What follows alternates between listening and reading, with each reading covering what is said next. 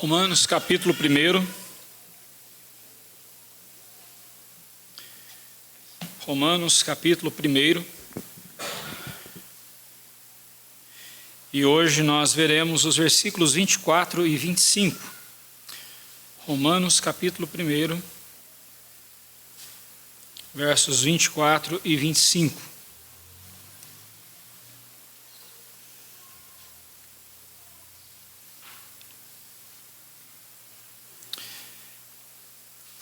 Lembre-se da estrutura do argumento do apóstolo Paulo, como que ele vai construindo o seu argumento. Primeiro, no versículo 18, ele mostra a base de toda a sua argumentação, quando ele aponta para o fato de que os homens trocaram Deus, trocaram a revelação de Deus, abandonaram, suprimiram a revelação de Deus em seus corações, abandonaram a Deus. É o que diz o verbo deter, no verso 18. Detém a verdade de Deus pela injustiça, ou seja, os homens sufocam, eles detêm. Imagine algo vindo em sua direção e você diz: não quero, fique aí. É isso que eles fizeram. Os gentios, eles detiveram, eles não quiseram se render à verdade da existência de Deus, sabendo que Deus existe, mas eles decidiram em seus corações não ter contato algum, eles deram as costas para Deus. Esse pecado é a raiz de todos os outros pecados em nosso coração. Não só dos ímpios aqui descritos, dos gentios aqui descritos, mas de todos nós. Todo pecado que nós cometemos tem como origem o dar as costas para Deus, o olharmos em outra direção, darmos as costas para o Senhor. E aí nós vemos na sequência que eles, mesmo tendo os atributos invisíveis de Deus diante dos seus olhos, mesmo vendo a maravilha do poder de Deus na criação, versículo 20, mesmo assim, esses homens não se renderam, não se voltaram para Deus. Eis o motivo porque eles são indesculpáveis. E como eu disse para você, Paulo aqui está distinguindo dois tipos de conhecimento: o conhecimento de Deus, que leva à salvação, e o conhecimento de Deus que leva à condenação. O conhecimento de Deus que leva à salvação, só Cristo pode dar, só o Espírito Santo pode dar ao coração do pecador quando o vivifica. É impossível o homem, o pecador, ter esse conhecimento salvífico de Deus se o Espírito Santo de Deus não lhe der vida, não lhe vivificar espiritualmente. Mas não é desse conhecimento que Paulo está falando aqui. Ele está falando do conhecimento para condenação. E observe que o simples fato de saberem que existe Deus, existe um ser maior que criou tudo isso aqui, que criou todo esse universo, o simples fato deles terem esse conhecimento já é suficiente para condenar o pecador. Por isso que eles são indesculpáveis. Mas como eles serão condenados se eles não puderam, se eles não tiveram conhecimento salvífico de Deus? Se eles tivessem um conhecimento salvífico, seriam salvos, simples assim. Você e eu somos salvos porque Deus, pela sua misericórdia, nos deu conhecimento salvífico, salvador. E pudemos então, vivificados pelo Espírito Santo, crer em Cristo Jesus. Mas nem todos recebem esse conhecimento. É o caso desses homens aqui. E a culpa é deles, a culpa não é de Deus, a culpa é deles. E Paulo vai continuar o seu argumento, mostrando que, uma vez que eles deram as costas para Deus, detiveram, suprimiram a verdade de Deus em seus corações, não quiseram buscar a este Deus, deram as costas a Ele, eles foram em busca de deuses, de ídolos. Começando com a figura humana. Abaixo de Deus, na criação nós temos, abaixo de Deus, o próximo ser é o ser humano, por um pouco menor do que Deus o criaste, diz o Salmo. O homem é a coroa da criação, pode-se dizer assim. É o ser mais importante da criação de Deus, sem dúvida alguma, porque é o único ser que foi criado à imagem e semelhança do seu Criador. Mas quando você desce a sua régua de adoração, quando você deixa de adorar a Deus e baixa o nível da sua régua e passa a adorar o ser humano, a figura humana, a sua idolatria não para aí. Paulo disse que eles continuaram na sua depravação, porque é isso que a idolatria faz conosco. A idolatria, ela não se contenta apenas em nos dar um ídolo, um Deus ridículo, como ela vai nos trazer outros deuses ainda mais ridículos. Veja o que aconteceu. Eles buscaram então a figura de aves. Ainda está voando, ainda está no céu ainda, né? Ainda está num plano superior ainda, vamos dizer assim, né? Mas estão descendo o nível, já não é mais o ser humano, agora são aves. E desce ainda mais o nível, agora olhando aqui no plano horizontal, eles olham os quadrúpedes e começam a adorar quadrúpedes. Mas não param por aí. O nível ainda vai descer ainda mais. Eles olham para o chão e veem criaturas rastejantes, répteis, e adoram os répteis. E toda vez na história da humanidade em que animais foram idolatrados, inocentes morreram, começando pelas crianças. Olhamos para o Antigo Testamento e vemos deuses, divindades ou ídolos pagãos sendo adorados, como por exemplo Moloque. Cabeça de boi, corpo de homem, que seguravam uma bacia, e nessa bacia incandescente, por baixo ali colocavam fogo nela, e ela ficava incandescente, fervendo, jogavam crianças vivas ali para sacrifício. Manassés matou seus 2 filhos assim. Em nossos dias em que animais são adorados, há uma pet-latria, né? Não sei se existe essa palavra, né? Eu vou trazer essa palavra, pet-latria, adoração aos pets. Animais são tratados como mais importantes do que ser humano. Você vê gente defendendo filhote de golfinho, mas esses mesmos ativistas estão falando de aborto, liberação do aborto. Hoje, os animais continuam sendo adorados, só que os altares onde o sangue de inocentes está escorrendo não são mais os altares pagãos, mas são as clínicas de aborto. Triste, né? Isso é o que a idolatria faz com o coração humano. Mas Paulo continua descrevendo essa idolatria. Veja que tudo começou quando eles deram as costas para Deus, voltaram-se para ídolos e foram descendo cada vez mais o nível da sua idolatria. E Paulo agora começa a descrever como isso chegou à esfera moral. Versículo 24 e 25 dizem assim: por isso Deus os entregou tais homens à imundícia pelas concupiscências do seu próprio coração, para desonrarem o seu corpo entre si, pois eles mudaram a verdade de Deus em mentira, adorando e servindo a criatura em lugar do Criador, o qual é bendito eternamente. Amém. Vamos orar. Senhor Deus, diante da tua palavra agora, na qual vamos meditar, pedimos ao Senhor que ela também purifique o nosso coração, que ela também santifique a nossa alma. Pedimos ao Senhor que a tua palavra encontre lugar em nosso coração e o nosso coração seja levado à tua presença, que é o lugar dele. Pedimos em nome de Jesus. Amém.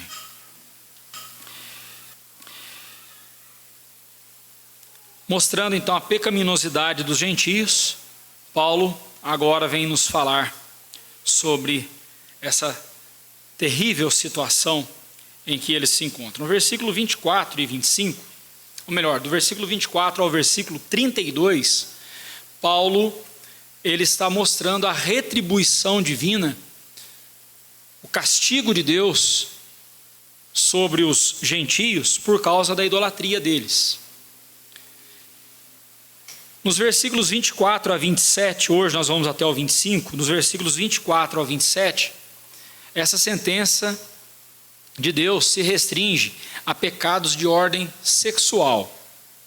Do versículo 28 a 32, Paulo vai falar de vários outros pecados sobre os quais Deus trouxe o seu castigo. Aquilo que Paulo já dissera no versículo 18 sobre toda a impiedade e perversão dos homens. Ele vai dar mais exemplos dessa impiedade e perversão e como isso trouxe o castigo de Deus sobre eles. Então, por enquanto, vamos ficar com os versículos 24 e 25, e semana que vem, permitindo Deus, os versículos 26 e 27, mostrando aqui a sentença de Deus, o castigo de Deus sobre pecados de ordem sexual que esses ímpios cometeram, esses gentios cometeram. Então, enfatizando o castigo de Deus sobre os gentios idólatras, Paulo afirma 3 vezes que o Senhor os entregou a si mesmos. E essa expressão é muito importante nesse trecho. Observe comigo no versículo 24. Por isso Deus entregou tais homens à imundície. Versículo 26. Por causa disso os entregou Deus às paixões infames. A paixões infames. Depois no versículo 28. E por haverem desprezado o conhecimento de Deus, o próprio Deus os entregou a uma disposição mental reprovável.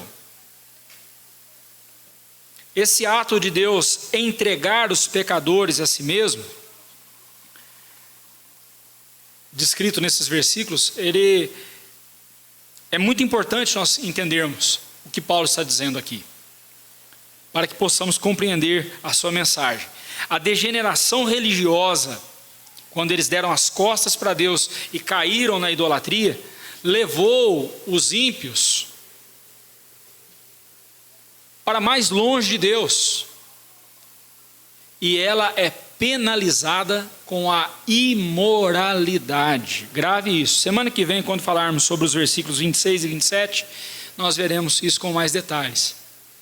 Mas grave desde já essa afirmação que eu vou fazer aqui.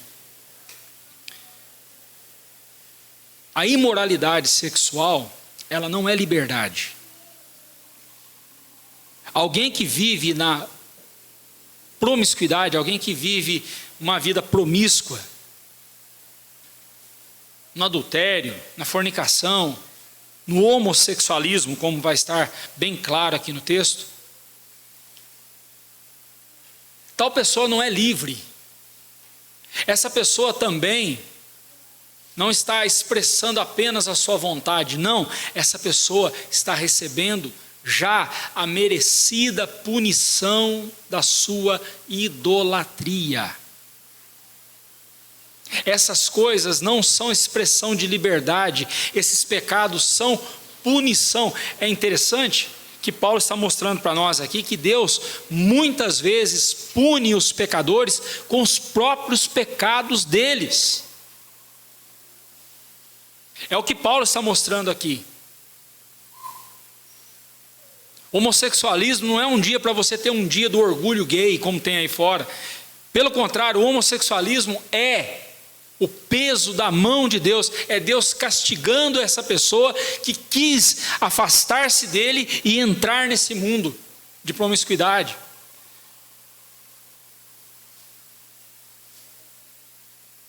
E para não ficarmos falando só dos homossexuais, Paulo também vai falar de vários outros pecados, do versículo 28 ao 32.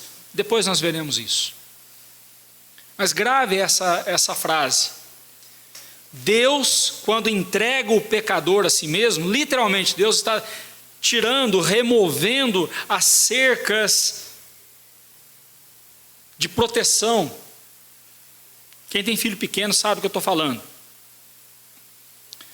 A casa de quem tem filho pequeno é cheia de proteção. Cerquinha aqui, cerquinha ali, redinha aqui, não é assim? Cheia de proteção. Essas redes servem para proteger, não serve para limitar ou para impedir a pessoa de ser livre, não. Serve para proteção. A lei de Deus em nossa vida é para nos proteger de nós mesmos. Porque entenda isso, meu irmão, ninguém tem uma capacidade tão grande de destruir você do que você mesmo. O meu coração tem uma capacidade absurda de autodestruição. E se Deus remove essas cercas ao meu redor, se eu pareço um animal, lá na roça a gente tinha muito isso, aqueles bois, a gente falava que era varador de cerca, ele não respeitava a cerca, ele enfiava a cara na cerca e a gente usava de alguns subterfúgios, porque senão a gente não aguentava, era tanto arame que ele arrebentava, tanta cerca que ele quebrava. A gente punha uma cangalha no pescoço dele, pegava uma forquilha de uma árvore, cortava ali ela era comprida para cima, com duas pernonas para baixo, e amarrava no pescoço dele. Então, quando ele passava na cerca, ele não conseguia passar, era para segurá-lo. Mas se você e eu somos esse animal que bate contra as cercas que Deus colocou, o homem é esse animal que bate contra as cercas da lei de Deus, Deus chega uma hora e diz assim: então é isso que você quer? Então vou remover as cercas. Vai.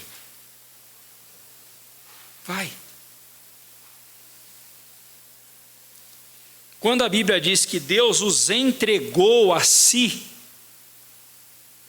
começa no verso 24, os entregou tais homens à imundícia, verso 26, entregou Deus a paixões infames, e depois entregou-os a uma disposição mental reprovável, verso 28, não quer dizer que Deus é o culpado pelo pecado deles.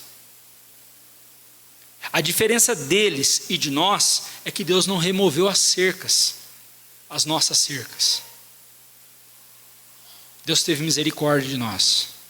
Você e eu só não estamos numa situação de terrível pecado e condenação como essa a que eles estão, porque Deus colocou cercas em nossa vida.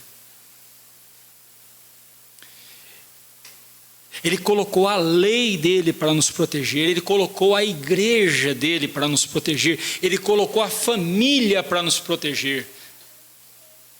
Por isso que em Provérbios é dito que aquele qual pássaro longe do ninho é o homem que vagueia longe do seu lar.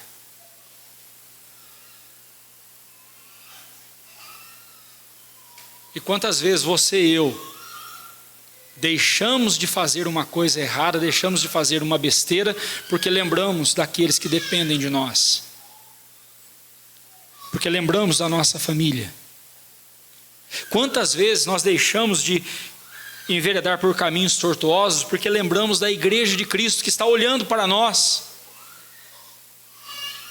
É uma cerca que Deus colocou, não para tolher a minha liberdade, muito pelo contrário, é para me proteger, é graça de Deus. Mas a principal cerca que Deus coloca em minha vida é a lei dele, é para o meu bem. Não aconteceu isso com eles. Verso 24 diz: por isso Deus os entregou tais homens à imundícia.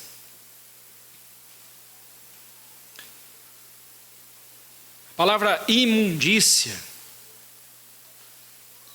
epitemias, no grego, significa desejo sexual desgovernado, impróprio, por estar fora dos parâmetros do casamento, de uma vida sexual pura e santa.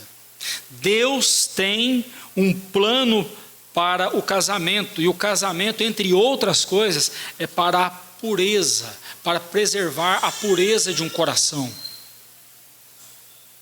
Mas esses homens, o que aconteceu? No momento em que eles deixaram Deus, abandonaram Deus, se voltaram para o ser humano, depois para aves, quadrúpedes e répteis, caíram em terrível e sórdida idolatria.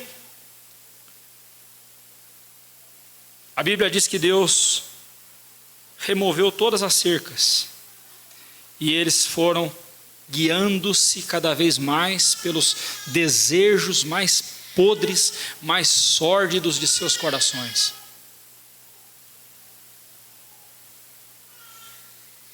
É isso que está no coração do homem.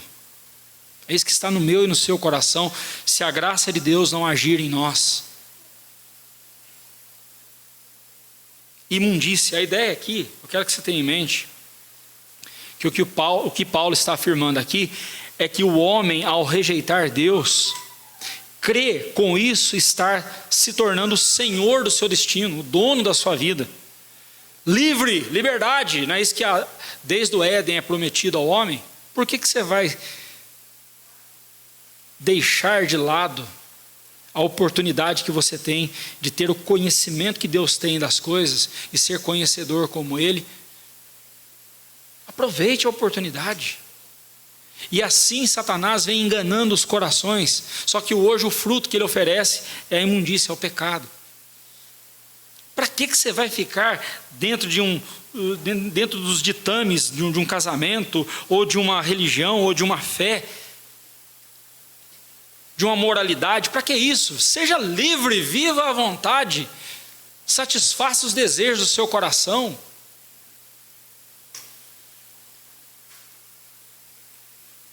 Satanás quer que o homem creia que ele tem essa liberdade, que ele alcança essa liberdade quando ele resolve viver desse jeito. Mas o que Paulo está afirmando aqui é que o homem, ao rejeitar Deus, crê que assim está livre, está liberto das amarras, e agora ele é o dono da sua vida e não precisa se submeter a alguém maior que ele.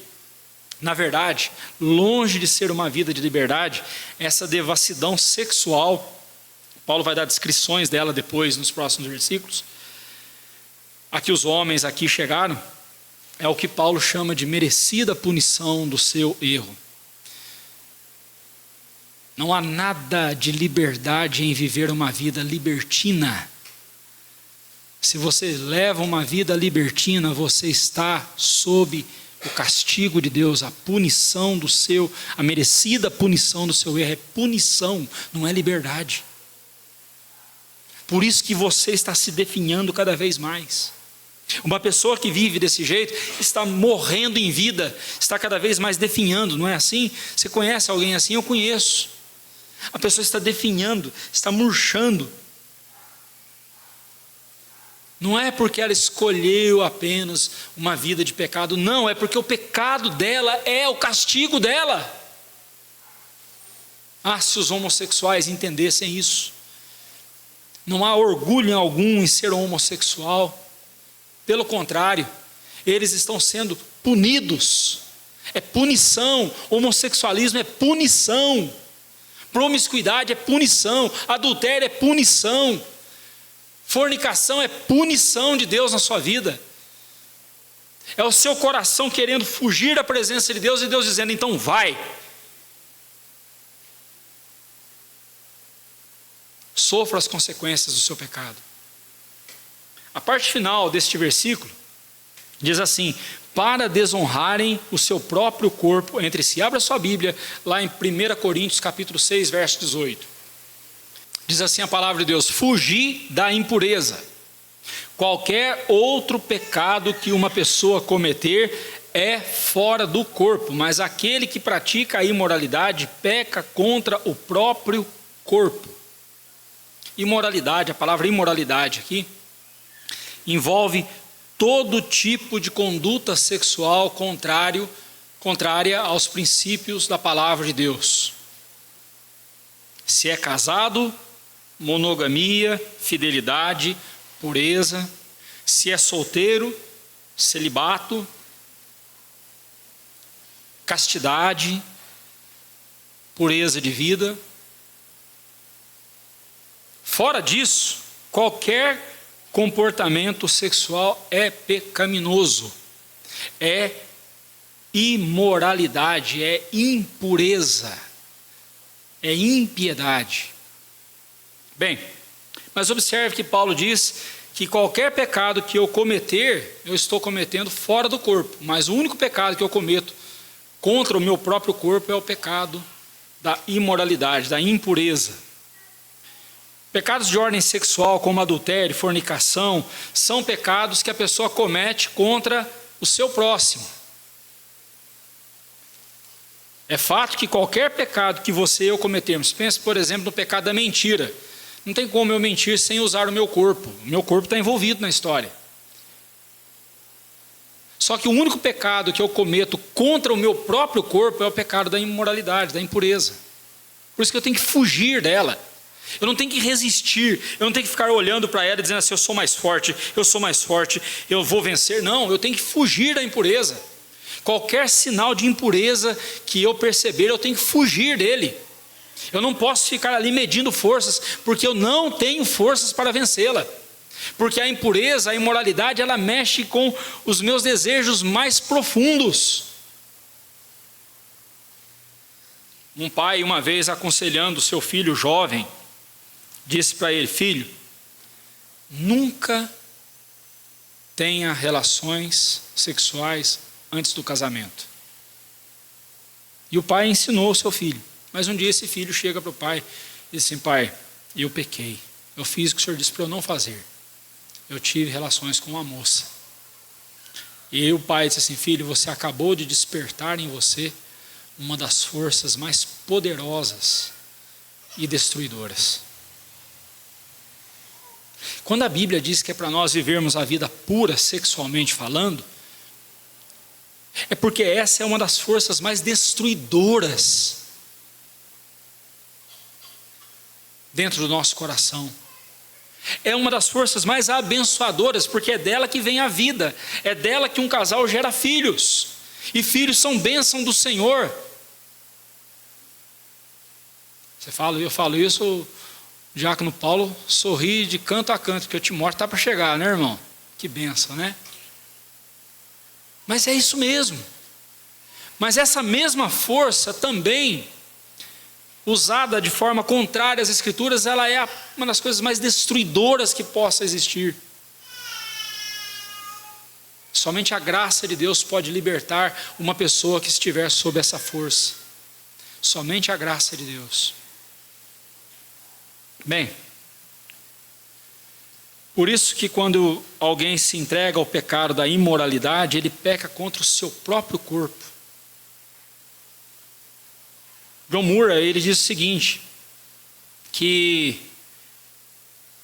é fato que qualquer pecado que nós cometemos, o fazemos por meio do nosso corpo. A diferença é que quaisquer outros pecados são cometidos contra outras pessoas e contra Deus. Mas a impureza, a imoralidade sexual é um pecado que cometemos contra o nosso próprio corpo. Logo, agora diz John Moore, agora é ele dizendo, logo, aqueles que se entregam ao adultério ou à fornicação, ou ao homossexualismo, como nós veremos aqui, cometem grave torpeza contra Deus, contra o próximo e contra si mesmo. O pecado da impureza começa no espírito da pessoa e busca a sua gratificação no próprio corpo da pessoa. Por isso que ele é o pecado que nós cometemos contra o nosso corpo. Voltando para o versículo 24 de Romanos 1, os gentios idólatras não somente desonraram os seus próprios corpos, como também uns dos outros, como afirma a expressão entre si, desonrarem os seus próprios corpos entre si.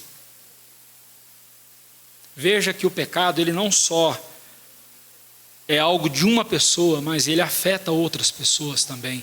E é insuflado, inflamado, alimentado pelo pecado de outros. Por isso que é importante você saber com quem você está tendo comunhão. Por isso que nós precisamos da igreja de Cristo.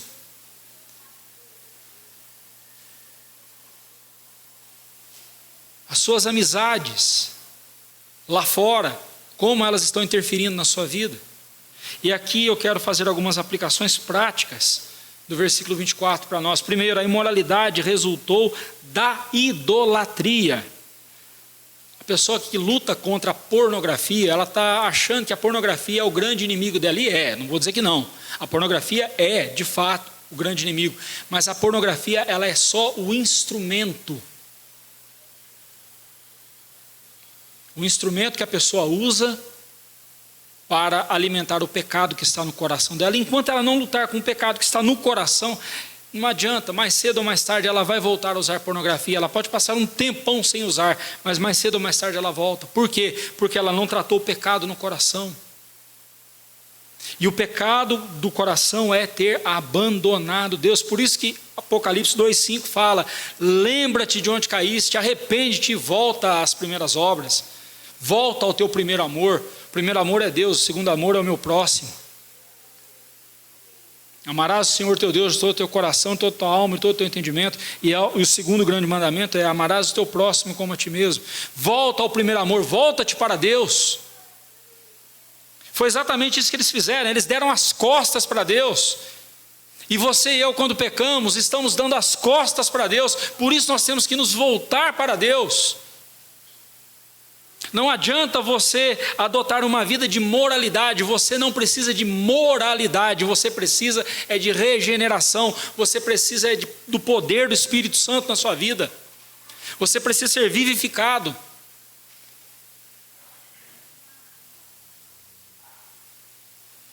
A imoralidade, ela resulta da idolatria, que por sua vez resultou do ato de terem dado as costas para Deus. Toda vez que Deus é abandonado por nós, nós buscamos ídolos, porque o nosso coração, como vimos semana passada, o nosso coração não foi feito para ficar sem adorar. O nosso coração, ele é adorador. E se ele não adora a Deus, ele buscará ídolos para adorar. Ele buscará pessoas, ele buscará aves, quadrúpedes e répteis e coisas mais ridículas possíveis. É assim o nosso coração. Quando Deus entrega um coração a si mesmo, aqui no caso, versículo 24, entregou-os à imundícia. Não significa que Deus seja o culpado dessa depravação, não, mas sim que ele apenas removeu as cercas que impediam a pessoa de ir tão longe. E não julgue os outros, porque se você não foi tão longe, não é porque você é bonzinho, foi porque Deus teve misericórdia de você e não removeu, e queira Ele nunca remover as cercas da sua vida. Porque você e eu somos potencialmente tão pecadores quanto qualquer outro pecador. Por isso que não pode haver soberba e arrogância em nosso coração, não pode haver orgulho em nosso coração.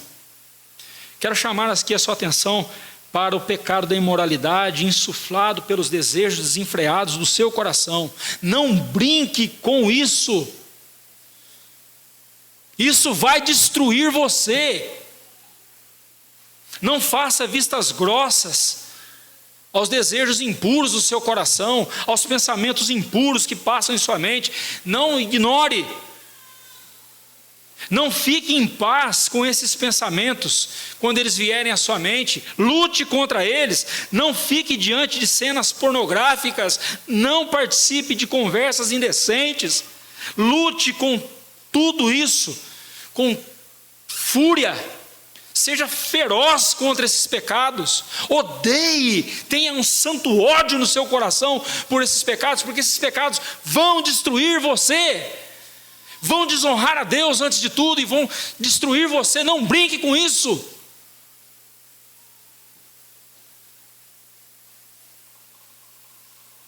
Mas tudo isso não terá efeito algum. Todo esse seu esforço não terá efeito algum se o seu coração ignorar Deus, se o seu coração continuar dando as costas para Deus. Porque esse foi o pecado que levou esses gentios a uma depravação terrível.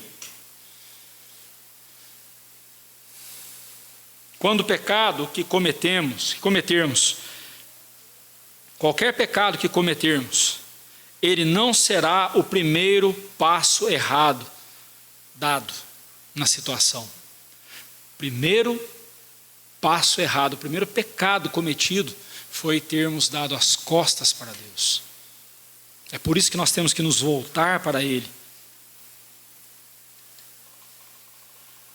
Qualquer pecado que cometermos não será o primeiro passo errado que daremos na situação. Em vez disso, devemos saber que quaisquer pecados cometidos foram sucedidos pelo principal pecado, o pecado de ignorar Deus, não restabelecer a comunhão com Ele o mais rápido possível.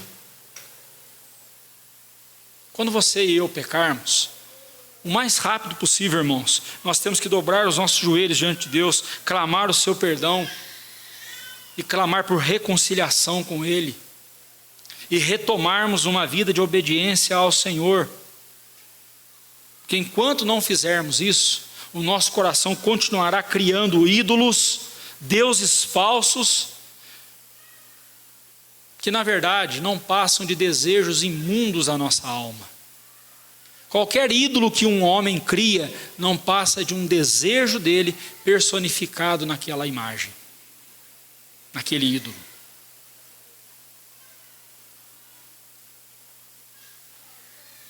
O ganancioso que quer ser rico, milionário, ele ama o dinheiro, sim, mas o ídolo no coração dele é o poder. É o poder que o dinheiro lhe dá.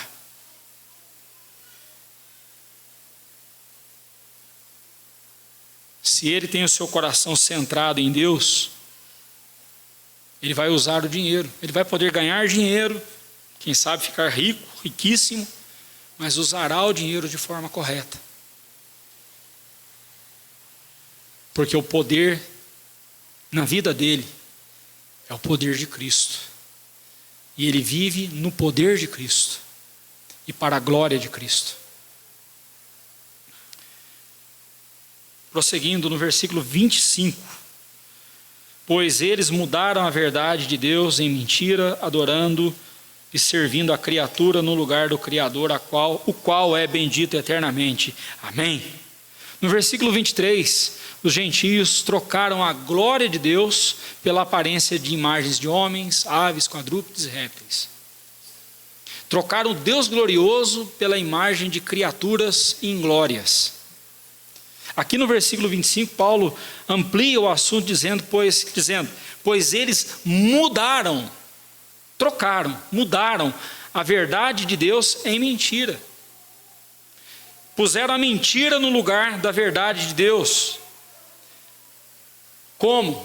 Adorando e servindo a criatura em lugar do Criador. O que ele está dizendo é o seguinte: Deus é a verdade, a criatura é mentira. Não que nós sejamos mentira. Nós somos verdadeiros, nós existimos. Ele estava dizendo o seguinte: a adoração a Deus é a verdade, a adoração à criatura é a mentira. É isso que ele está dizendo. E esses homens trocaram a verdadeira adoração pela mentirosa adoração, a adoração falsa, a idolatria.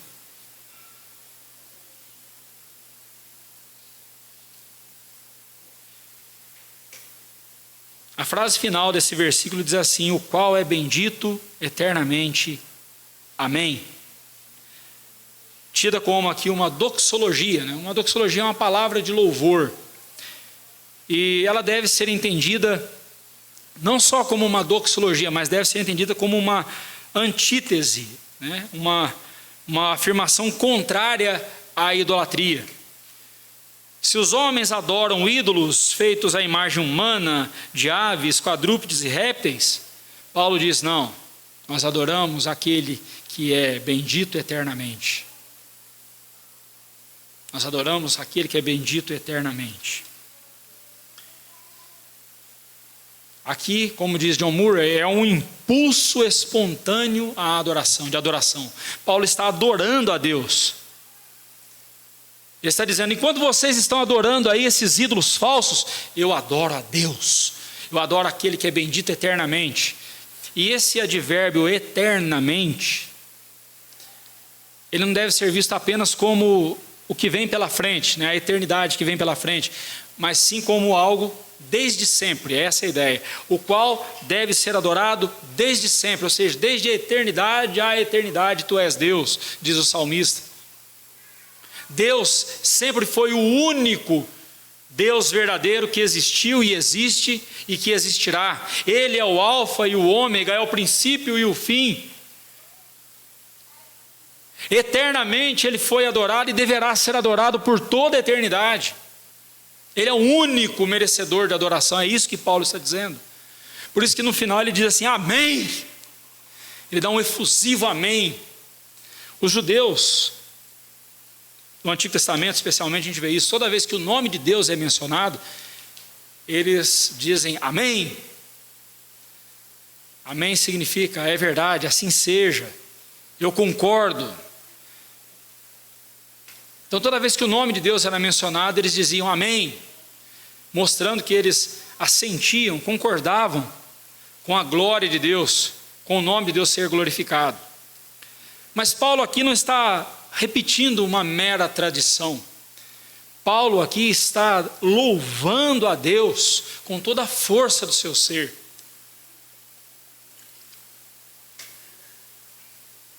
Aqui, o coração de Paulo exulta diante do único e verdadeiro Deus de forma efusiva, de forma cheia de emoção, de reconhecimento, embevecido com a glória de Deus. Essa é a ideia. Aplicando esse versículo para a nossa vida, versículo 25, a nossa adoração a Deus deve ser efusiva, irmãos, deve ser algo vibrante. Não estou falando da gente ficar gritando e rolando aqui no templo e girando no chão e fazendo aquelas pataquadas que a gente vê por aí. Não, não é isso não, isso não é fervor.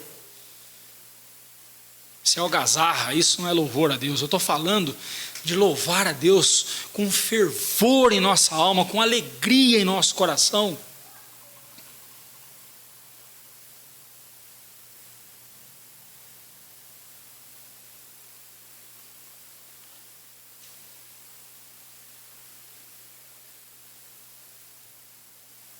É aquela ideia do reencontro. Quando você está esperando alguém que estava viajando voltar e você está aguardando a volta dessa pessoa. E quando essa pessoa chega, você vai dar aquele abraço, né? Aquele abraço de urso, né? Abraça a pessoa com aquela alegria no coração. É essa a ideia, algo efusivo. Não é aquele cumprimento que a gente dá no dia a dia. Oi, tudo bem? Bom dia. Como é que você está? Não, não. É algo diferente, aquela coisa fervorosa em nossa alma. Louvar a Deus. Nosso louvor tinha que ser assim, irmãos. Tem que ser assim. O povo de Israel no Antigo Testamento era conhecido pelos seus louvores a Deus. Tanto que quando ele foi levado como cativo para a Babilônia, o salmista narrando lá no Salmo 137, ele narra: nos salgueiros que lá havia, nós pendurávamos as nossas harpas. Essa cena descreve um coração que, cansado pela luta, já perdeu até a vontade de louvar a Deus, pendurar a harpa, né? Hoje em dia a gente diz pendurar as chuteiras, né? Eles penduraram as harpas.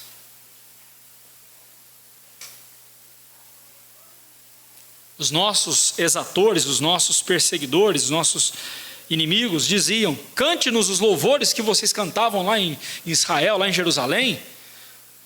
Seus louvores são famosos. Cante um pouco aí para a gente ver, para a gente ouvir. Queremos ver esse espetáculo.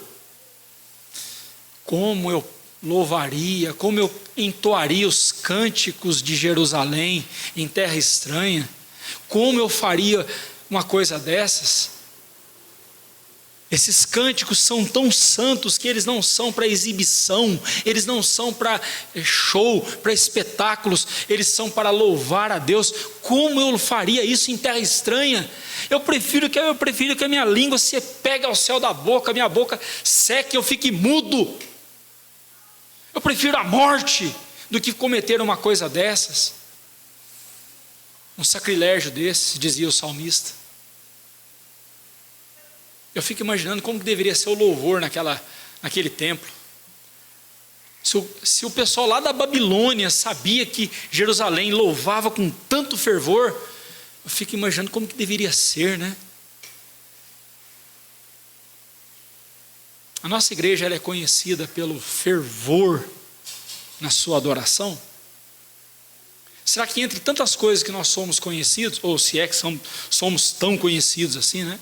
Não sei se nós somos tão conhecidos assim. Mas será que entre outras coisas está